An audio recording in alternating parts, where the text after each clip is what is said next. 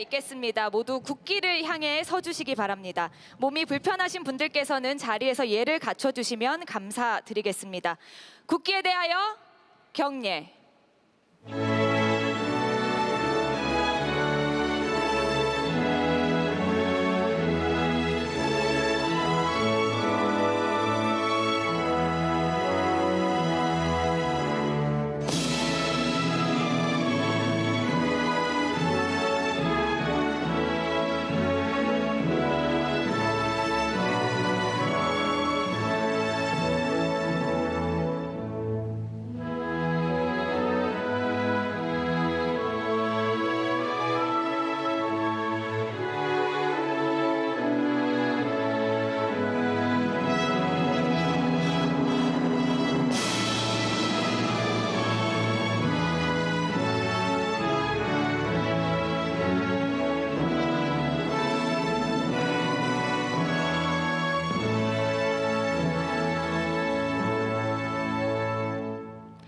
바로 모두 자리에 앉아주시기 바랍니다. 네, 오늘 행사는 1부와 2부로 나눠서 진행됩니다.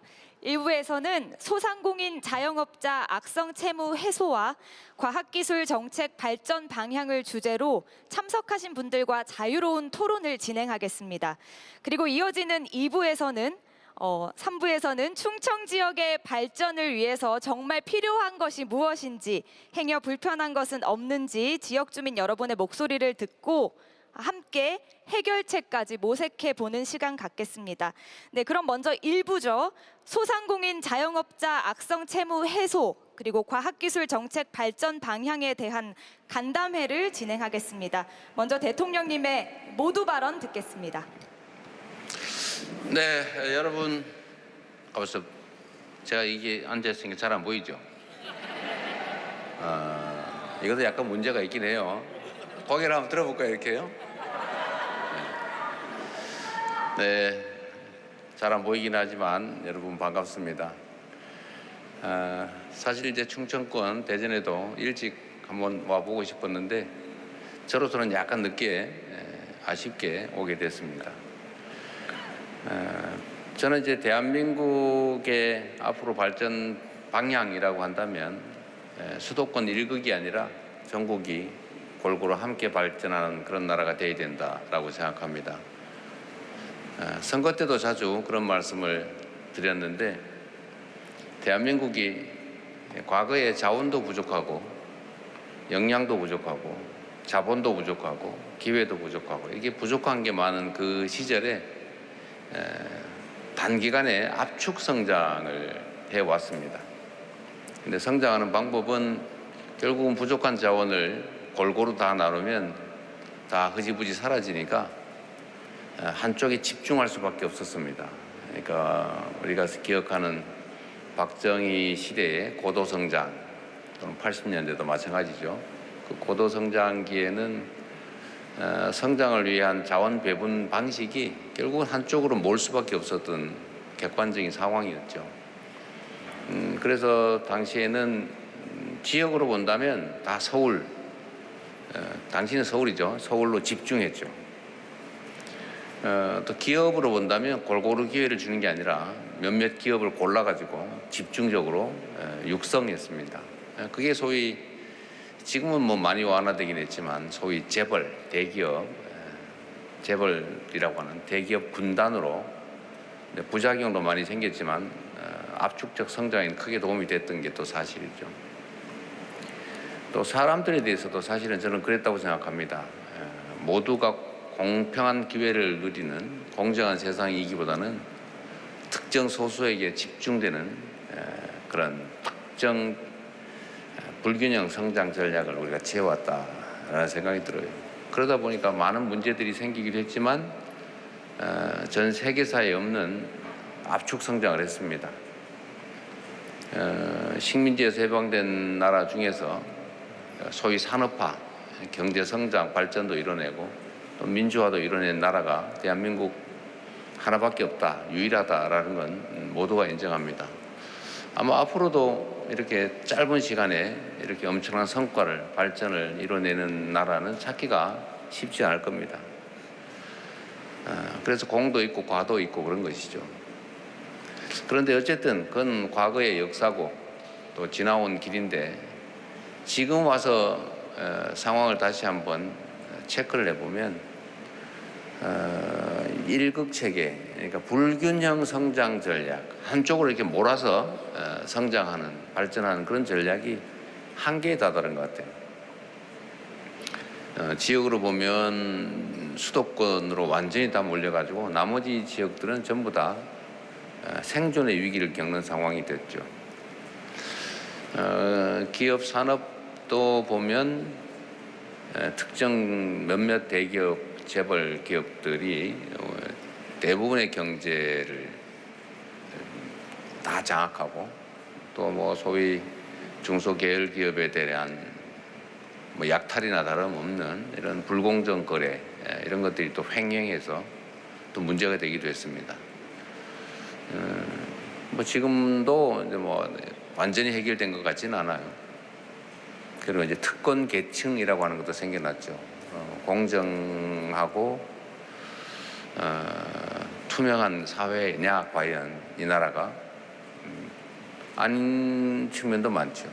특권화된 거의 특권 계급화된 일부 사람들이 있습니다. 이제는 이걸 다 바꿔야죠. 근본적으로. 그래서 이제는 균형 발전 전략을 취하자.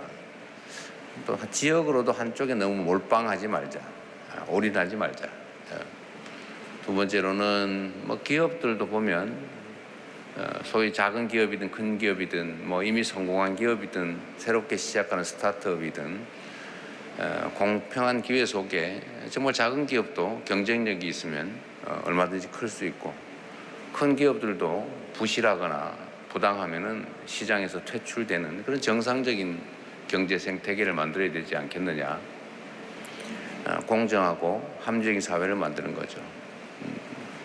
특권 계층으로 인식되기까지 하는 일부의 특권화된 특수한 몇몇 집단 또는 사람들의 이런 특권적 지위도 많이 해체해야 되지 않겠냐 하는 생각이 듭니다.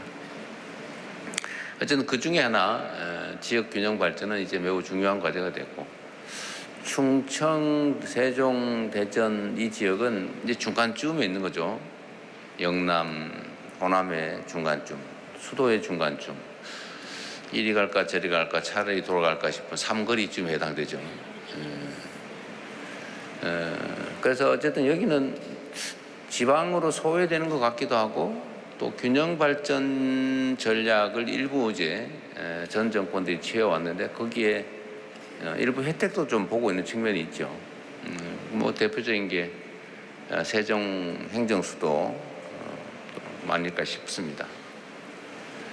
그리고 수도권이 이제 팽창을 하다 보니까 소위 이제 취업의 남방 한계선이라고 하는 게 있는데 이게 이제 원래는 경기도 평택선까지였다가 이제 조금씩 계속 내려오고 있어요. 충청권까지.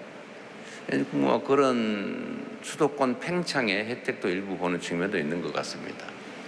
그걸로는 또 부족하기도 하죠.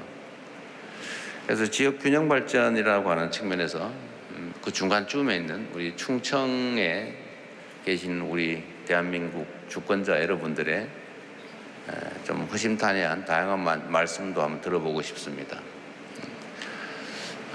또 한 가지는 이제 저도 이제 충청도 얘기만 하자고 하는 건 아니고 또 기회가 될 때마다 우리 대한민국 모든 국민들이 공통으로 겪는 문제, 공통의 관심사 이런 문제들도 얘기를 좀 하고 싶은데 우리 안기령 안기령 부대변인이 지금 말씀하신 것처럼 오늘은 그 얘기를 좀 한번 해보고 싶어요.